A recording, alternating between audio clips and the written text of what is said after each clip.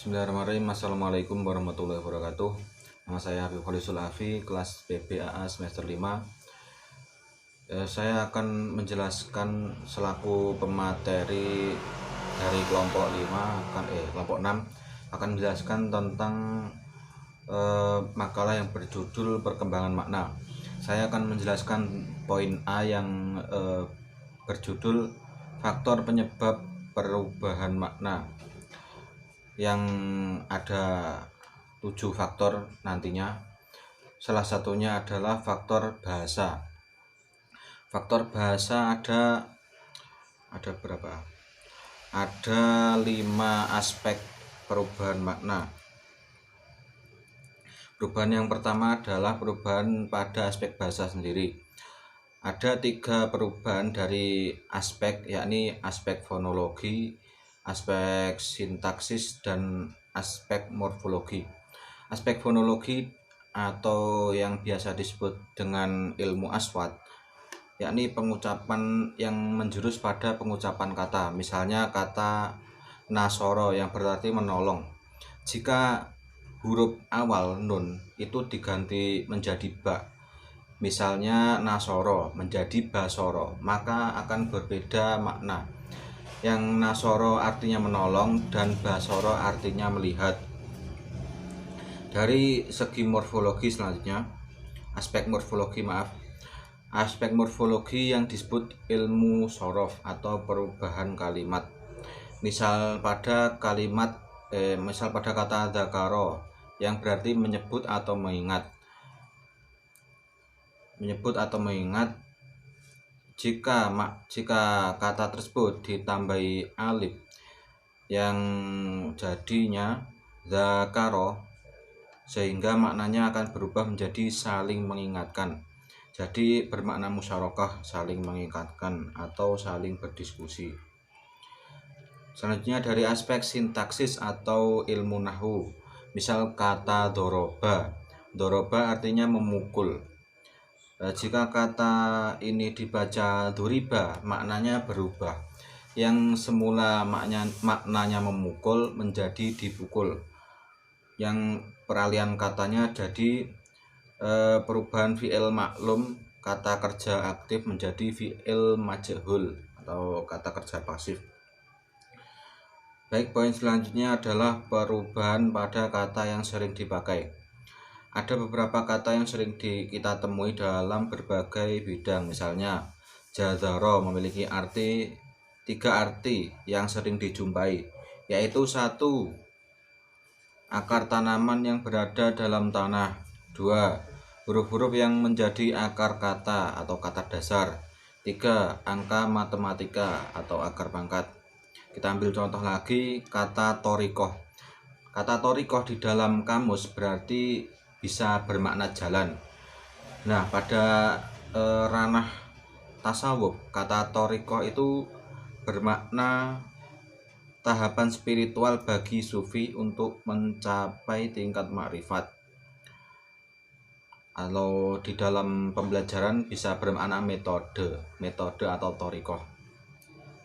Poin selanjutnya yakni pengelompokan kata pada bidang tertentu. Setiap bidang kehidupan yang dispesifikasikan oleh manusia memiliki sejumlah kosakata yang berkenaan dengan bidangnya, yaitu ketika sebuah bidang tidak memiliki istilah baru, ia cenderung menyerap atau memaknai kata yang ada pada bidang lain. Contohnya pada kata menggarap. Menggarap itu dalam bidang pendidikan bisa berarti menggarap laporan, menggarap skripsi, dan lain-lain. Jika dalam bidang pertanian bisa dimaknai menggarap sawah atau menggarap tanaman dan lain-lain. Terus poin selanjutnya perubahan kata yang berindikator serupa. Sebuah kata memiliki keterkaitan dengan kata lain jika dalam ilmu balaghah disebut qarinah atau indikator. Keberadaan indikator ini memungkinkan adanya peminjaman sebuah kata lain yang menempati kata yang sebenarnya atau bisa disebut isti'arah. Contoh isti'arah dalam surat Ibrahim ayat 1. Kitabun anzalnahu ilaika linukhrijan nasa minadh dhulumati ilan nuri biidni rabbihim ila siratil azizil hamid. Bisa dilihat di makalah masing-masing. Pada ayat di atas, kata al-dhulumat itu bermakna kegelapan yang dipinjamkan dari sebutan ad-dhalal atau kesesatan, dan kata an-nur dipinjamkan kepada al-huda atau petunjuk. Jadi kata ad-dhulumat itu disematkan kepada ad-dhalal atau kesesatan, dan kata an-nur disematkan pada kata al-huda atau petunjuk. Terus poin yang selanjutnya, perubahan pada kata yang berindikator tak serupa. Yang sebelumnya indikator serupa, sekarang indikator tak serupa. Perubahan yang disebabkan indikator tak serupa disebut majas mursal. Nah, tadi yang serupa disebut istiaroh, yang tidak serupa disebut majas mursal. Contohnya, majas mursal pada kata lisanun dalam firman Allah yang berbunyi wa wahabna lahum mir rahmatina wa ja'alna lahum lisana sidqin aliyan. Pada ayat di atas terdapat ungkapan lisana sidqin yang secara leksikal bermakna lisan yang jujur, sedangkan maksudnya adalah bahasa yang jujur atau baik. Penggunaan lisan bermaksud al-lughah dinamakan majas mursal. Dengan pergeseran lafal ini tidak karena faktor keserupaan antara lisan dan bahasa, melainkan sebab korinah yang dalam hal ini lisan atau lidah sebagian dari alat bahasa. Jadi lisan itu dimajaskan ke bahasa yang mempunyai makna bahasa. Jadi apabila dimaknai bahwa habana lahum min rahmatina wa ja'alnahum lisana sidqin. Lisana sidqin itu bertutur kata yang baik jika dimaknai majas. Mungkin cukup itu penjelasan dari saya dari faktor bahasa. Yang selanjutnya akan dilanjutkan oleh pemateri kedua, yakni saudari Anissa Febria. Waktu dan tempat kami persilahkan.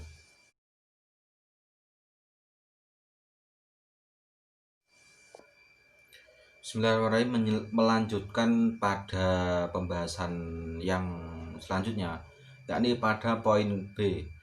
Ya, yang sebelumnya saya menjelaskan poin A terkait faktor-faktor perubahan makna. Yang satu poin faktor bahasa. Selanjutnya poin B, yakni bentuk dan prosedur perubahan makna. Ada 3 bentuk. Di sini ada makna menambah atau meluas. Terus selanjutnya yang kedua makna menyempit, dan selanjutnya yang ketiga adalah makna yang berubah-ubah, makna yang berubah total atau bisa disebut jamak taksir. Yang pertama makna menambah, contohnya pada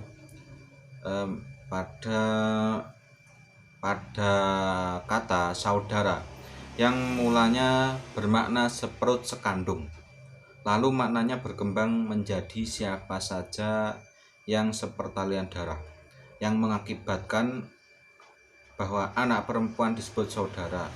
Selanjutnya siapapun yang mempunyai kesamaan asal-usul disebut juga saudara, hingga muncul kalimat setiap orang harus menghormati saudaranya sesama manusia.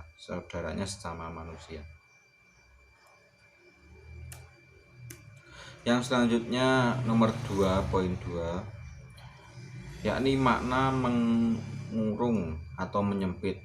Menurut Abdul Qair, makna mengurung adalah gejala yang terjadi pada sebuah kata yang pada mulanya memiliki makna yang cukup luas, kemudian berubah menjadi terbatas. Seperti kata pendeta yang dulunya itu bermakna orang yang berilmu, tapi sekarang di Indonesia pendeta itu terbatas hanya pada orang yang guru agama Kristen. Terus yang ketiga, makna berubah total. Yang pertama tadi makna meluas, yang kedua makna menyempit, yang ketiga makna berubah total. Sekarang makna yang berubah total adalah perubahan sebuah makna dari kata makna asalnya ke makna baru, walaupun kemungkinan ditemukan unsur keterkaitan antara makna asal dengan makna baru. Di sini ada 5. Di sini ada 5. Yang pertama taksis, yang kedua takmim, yang ketiga istiaroh, yang keempat majas, yang kelima belum disebutkan. Yang pertama adalah taksis. Taksis memiliki 2 pembagian, yakni ada taksis fushah dan taksis amiyah. Taksis fushah bisa dibaca di makalah masing-masing, yaitu perubahan makna dari sebuah kata pada asalnya menunjuk atau memiliki beberapa makna yang sifatnya umum. Taksis, pengertian taksis. Ada 4 ya. Yang pertama taksis, yang kedua takmim, yang ketiga istiaroh, yang keempat adalah majas mursal. Cukup sekian penjelasan dari saya, kelompok 6. Apabila ada kurang lebihnya mohon maaf, dan apabila tutur kata kurang mengenakan, kami mohon maaf yang sebesar-besarnya. Ihdinas siratal mustaqim. Assalamualaikum warahmatullahi wabarakatuh.